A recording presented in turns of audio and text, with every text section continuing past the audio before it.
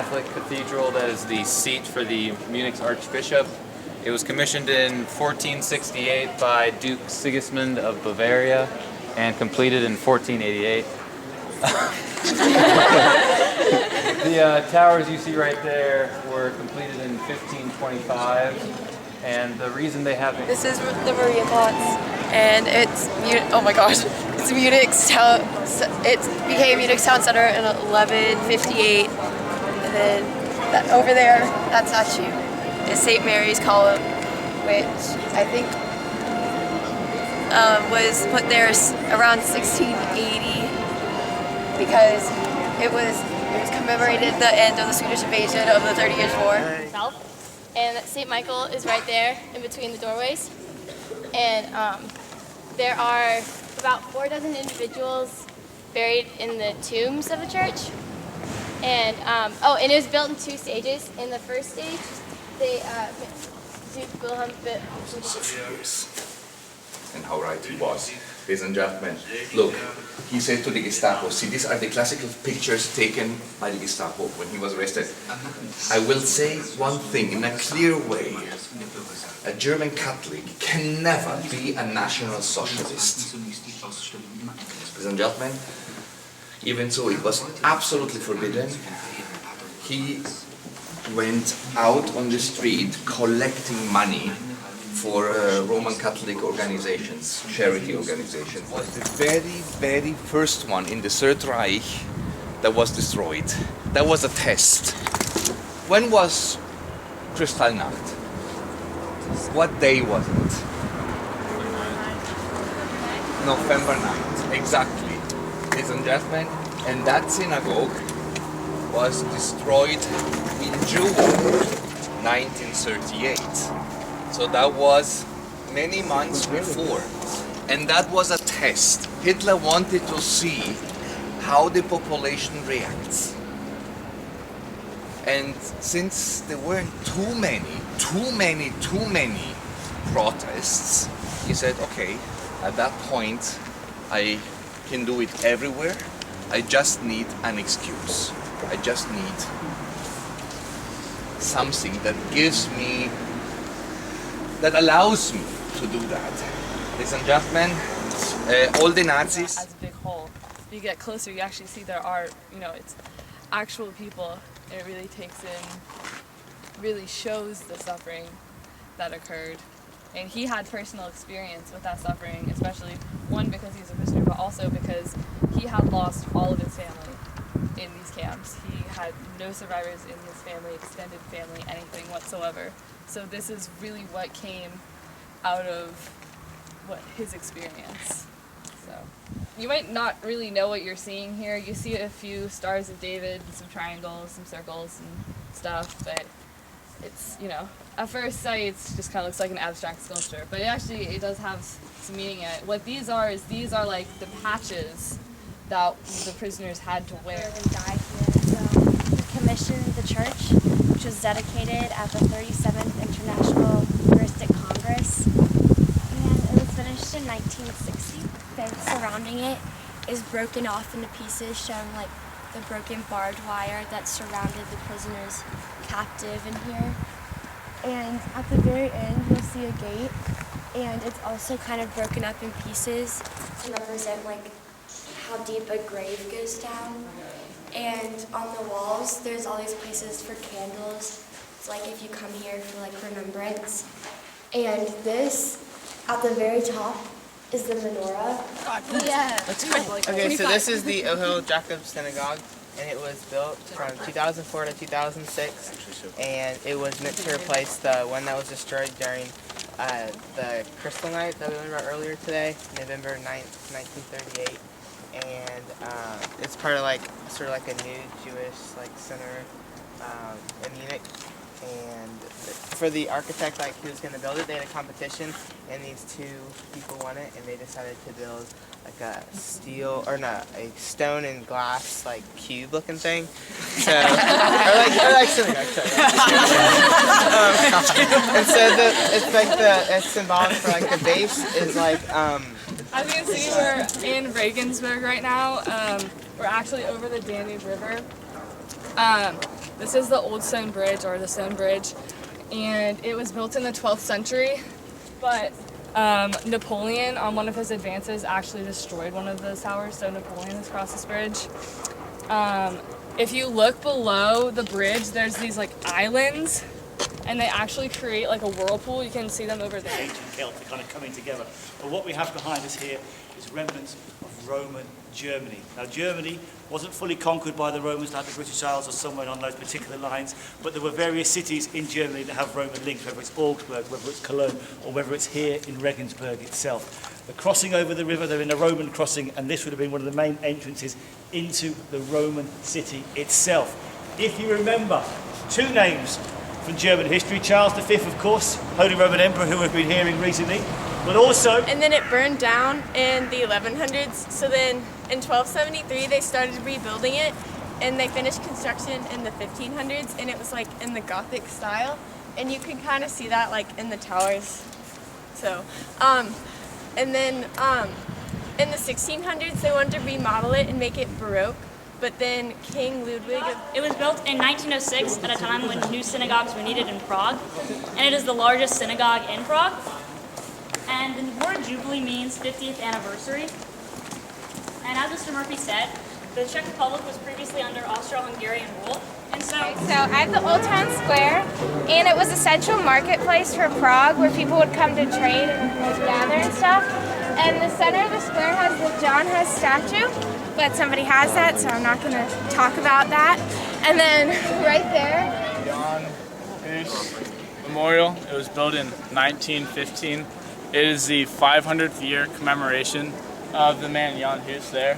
The reason he's so important, he was a 14th century reformer, the first reformer to affect the path of the Roman Catholic Church. Astrologers, that was a really lucky time to begin construction. Some of the statues you might have seen when you came in was the big crucifix, which used to be part of the original. It used to be wooden, but then they turned it into a brass cross, and the Jewish words under it say, "Saint is the God of crowds." Connection between the two distinct peoples. Yeah.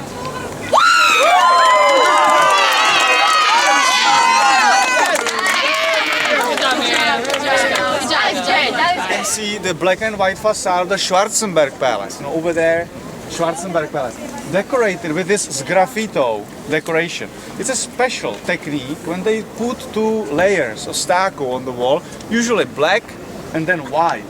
And when the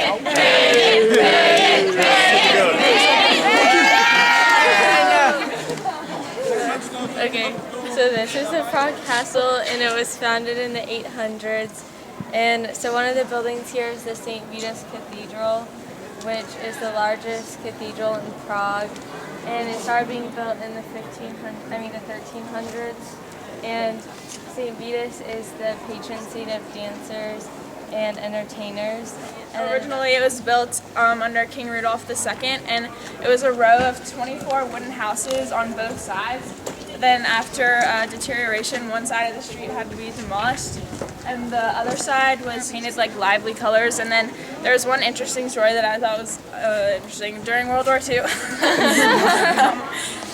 in house number 14, there was a fortune teller that lived named Madame de Debes, and she foretold that Hitler was on his path towards death. And then that's it. So this is the Prague Astronomical Clock, and as you guys know, it's a really common tourist attraction here in Prague, and that's mostly because of the sort of show that happens every hour on the hour. And I'll talk about that more later, but first I'm going to talk about the history of it. So the clock is over 600 years old, and it actually just had its 600th anniversary celebration in 2010, I believe. And the legend is that a guy named Mikulas of Kadaň built the clock, and that the leaders of the city thought it was so beautiful that they, and also with an apostle. That's it.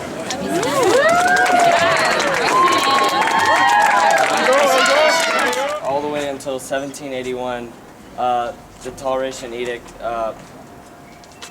Emperor Joseph II freed all the Jews, and in 1850 they named it Josephstadt because of the emperor, and it later was called Joseph Joseph Fogg because But after World War II, his grandson, who was a rabbi, changed it from a private house of worship to a Holocaust memorial and named it Pinkos Synagogue.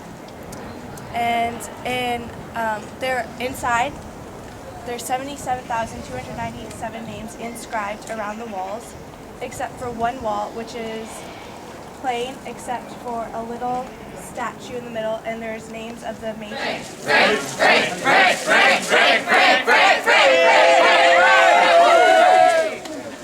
Okay, so this is the Golem of Prague. So Golem is it's a clay creature, usually made out of clay. Doesn't always have to be made out of clay. It's in the shape of a human, with the intention of serving its creator. So my bro here, the Golem of Prague, it was created in the 16th century by Rabbi Judah Lau ben Bezalel, who is a Jewish mystic philosopher, and Talmudic scholar. It's got the name of the Old New Synagogue. And it's real interesting because it's the oldest twin nave synagogue on earth, and it has a very Gothic architecture. And shout out to Frank Pittman on this next part. The Golem of Prague lives in the attic, apparently, of this synagogue, and they protected it during the Nazi raid on this city, and that's why it didn't get burned down. I tried to figure out actually why it didn't get burned down, but they wouldn't respond to my email, so I don't know. And on the inside, it's a very Gothic building. It has two giant columns. Schedule, and I think I kept up with it. My subject is this structure that occupies and dominates the eastern end of the old town square. And it's called the Church of Our Lady on the Tyne, or it's translated as the Church of Our Lady by the Tyne, or the Church of Our Lady near the Tyne, or 10. Or there's just a 10 church. So what's this 10 thing? The 10. So, of course, the emperor, in response, who was a Catholic, gets very upset. And who can tell me who this emperor was? Molly, who was it? Napoleon! And who was your teacher for world history? Murph! Molly, I'm really sorry, but it was actually Emperor Ferdinand II. We played on the second meeting! So, I'm Hey, sorry. guys, Molly, I'm gonna call on you in my presentation. You're gonna have to say Napoleon, okay? I'm sorry, it had to be that way. You sneaky mom! And so the Emperor Ferdinand II gets really. Okay, this is the Holy Trinity column. It was built just under 300 years ago, and it was built out of stone in the Baroque style. So after a plague, so they showed faith to the Catholic Church. And And it was rebuilt by Carol, who is a male, and Maria Slovinci, and it was unveiled on May 7th, 1945. And all around the whole clock, there's symbols of communism. Like there's the scientists, like everyday workers is what most of the stuff are. And then around in the circles are like the 12 laborers of the... And it was destroyed in 1241. And it was rebuilt, the city was, by Prince Boleslaw V. And he also rebuilt this huge square, which it was pretty big, but he made it 4 times bigger. It's now 430,000 square feet, which is like 12 soccer fields, like all around.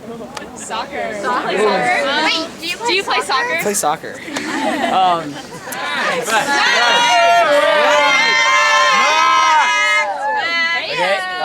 This is the Eros Mendato. As you can see, it's a giant head of the Greek god Eros, the god of love.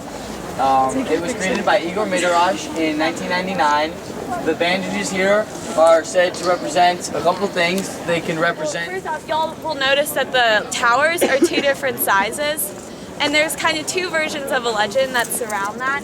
The first one is that 2 brothers were building the towers, and the one who was building the shorter tower got jealous of his older brother's work, and so he killed him, and then he threw himself off the higher tower in remorse.